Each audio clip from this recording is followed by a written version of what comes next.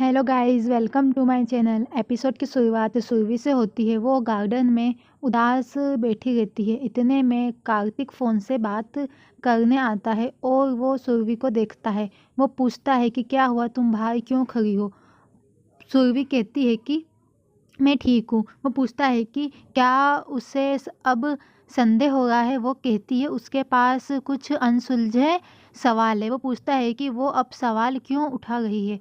वो ताना मारती है कि उसने सिर्फ सवाल उठाए हैं, तुमने तो हाथ उठाया है। वो चौंक जाता है और बोलता है कि ताई उसके लिए सब कुछ है। वो कहती है कि वो जानती है कि वो सही है और वो अच्छी तरह से समझती है और शायद उसके अनिकेत से शादी करने में कुछ सही है और वो अब उसके इरादों पर सवाल नहीं उठाएगी। कार्तिक और सुरभि की नज़रें एक दूसरे पर होती है। सुरभि उसे बताती है कि उसके पास अपना रास्ता होगा, हमेशा जैसा वो बोलेगा वो वैसा ही करेगी, उसका सम्मान करेगी, लेकिन बदले में वो उससे भी कुछ चाहती है। वो टेंशन में है। वो कहती है कि चीज़ें हमेशा एक जैसी नहीं होती है और परिस्थितियाँ बदल जाती है और यहाँ की कोई किसी को अपने पूरे जीवन के लिए पकड़ नहीं सकता। वो कहता है कि ये बेहतर है कि वो इससे आगे बढ़े और ये बात ना करे। तभी शांति आती है और सुरभि को साथ आने के लिए कहती है, क्योंकि सभी उसका वेट कर रहे थे मेहंदी समारोह के लिए। वो जाने ही वाली होती है कि कार्तिक ने उसे अपने हाथ से पकड़ लिया।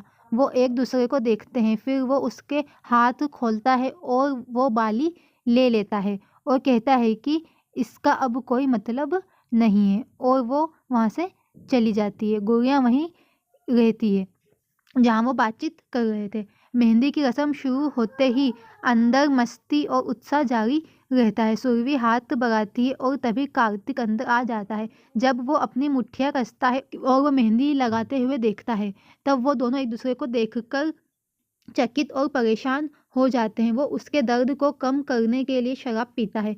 अनिकेत सुरभि को प्यार से देखता है और फिर उससे कहता है कि उसे कुछ बात करनी है। वो उसे बोलने के लिए कहती है। वो कहता है कि अकेले में करना चाहता हूँ और वो उसे पकड़ लेता है। कार्तिक देखता है और हैरान रहता है। अनिकेत उससे बात करने जाता है। वो कोने में सुरभि को ले जाता है और वो बात करता है। वो कहता है कि उन्हें कभी बोलने का मौका नहीं मिला। वो पूछता है कि क्या हुआ। वो कहता है कि उसने अपने हनीमून के बारे में पता होना चाहिए कि वो कहाँ जाना चाहती है।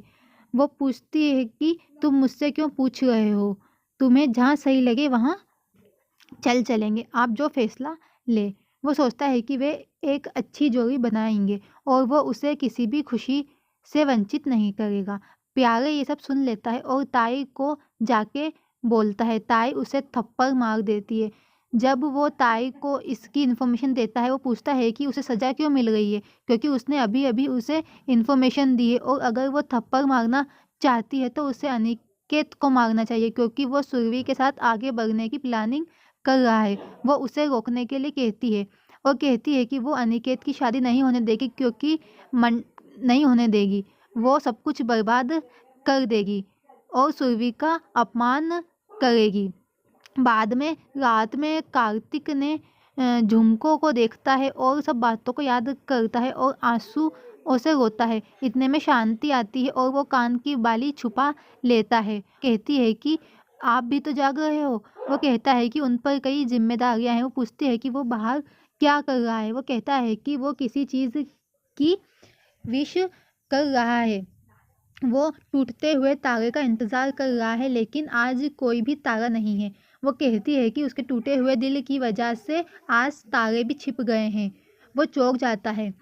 वो कहती है कि उसे समझने में समय लगता है, लेकिन जो दिखता है वो उसे समझ लेती है। और वो पूछती है कि आप दोनों एक दूसरे से प्यार करते हैं और ताई के वादे की वजह से आप उससे जुदा हो गए हैं, इसलिए आप अपने प्यार को त्याग रहे हैं। वो परेशान हो जाता है और खड़ा हो जाता है। वो जो सुझाव देती है उससे वो इनकार करता है। वो उसके पास आती है और उसका सामना करती है और पूछती है कि वो दूर क्यों देख रहा है। वो भावुक हो जाता है और उसे गले लगाता है। वो टेंशन में आ जाता है। वो कहती है कि प्यार की कुर्बानी देने से मसले हल नहीं होते, बल्कि ये ज़िंदगी भर दर्द ही देते हैं। वो पूछती है कि क्या सुरभि खुश है और उसे दुखी देखकर क्या वो खुश होगा। तीन जीवन दांव पर है, उसका जीवन, सुरभि का और अनिकेत का। वो उसे देखता है और कहता है कि ऐसा कुछ नहीं होगा। अनिकेत सुरभि से बहुत प्यार करता है, वो उसे खुश रखेगा और सब कुछ समय के साथ ठीक हो जाएगा। वो उससे इसके बारे में सबको ना बताने के लिए कहता है और वो उससे कसम लेता है। शांति उसे चूड़ियाँ देती है जो लता ने सुरभि को देने के लिए बनाई थी, लेकिन वो ऐसा नहीं कर पाएगी और उनमें खुद हिम्मत नहीं है। वो कार्तिक को उसे देने के लिए देती है और वो अंदर जाती है। वो उन्हें देखता है और उससे दुखी होता है।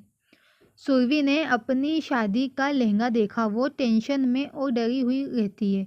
श्रीकांत अंदर आता है और उसे टेंशन में देखता है। वो उसके पास बैठ जाता है, उसे एक बात बोलता है जो कि उसके लिए ज़रूरी है। वो इस बारे में बात करता है कि वो अब अपनी असली घर में जा रही है, वहाँ जाने के लिए पैदा हुई थी। वो दोनों भावुक हो जाते हैं। वो उससे पूछती है कि क्या वो शादी के बाद अपने ससुराल के साथ इस घर में अब समस्याओं को सॉल्व कर सकती है। वो उठता है और कहता है कि सब कुछ जायज़ है। जब फैमिली में न्याय के लिए कुछ करना पड़े तो वो सबसे सर्वोपरि है। गोरियाँ उनके घर में प्रवेश करती है। श्रीकांत बाद में सुरभि से कहता है कि उन्हें पूरा विश्वास है कि उनकी बेटी सही और सच का साथ देगी। उनके जाने के बाद वो गोरियाँ वहाँ पर खड़ी रहती है। प्यारे अपने अजीब फैमिली के बारे में बिंदु से कहता है कि ताई अनिकेत का इस्तेमाल कर रही है और अनिकेत ताई को ठगने की योजना बना रहा है। बिंदु कहती है कि उसे कोई मतलब नहीं है क्योंकि वो केवल किशोर से बदला लेना चाहती है जिसने उसे धोखा दिया। वो कहती है कि वो केवल उसके साथ फैमिली में धूर्त और मोहक रूप से चिंतित है। वो मुस्कुराता है, वो उससे प्यार नहीं करने के लिए कहती है लेकिन उसके अलावा सब कुछ है।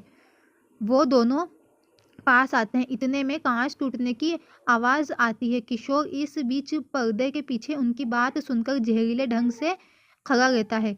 प्यारे डर जाता है जबकि बिंदु चिढ़ जाती है। वो दोनों बाहर आते हैं और फिर उसे एक टूटा हुआ फूलदान दिखाई देता है। वो उसे और खुद को और भी अधिक आश्वस्त करता है कि ये सिर्फ हवा की वजह से गिरा है और उन्हें डरने की ज़रूरत नहीं है। जब बिंदु उसे ठीक करने जाती है, जब प्यारे को उसके गले में एक फंदा कस लेता है और उसका दम घुटने लगता है। वो बहुत व्याकुल होता है। वो इस पर ध्यान देती है और आती है और पूछती है कि वो क्या कर रहा है, वो पागल हो गया है, और फंदा उतार देती है। एक बार जब वो मुक्त हो जाता है तो वो गले से लिपट जाता है और जोर से चिल्लाता है, किशोर।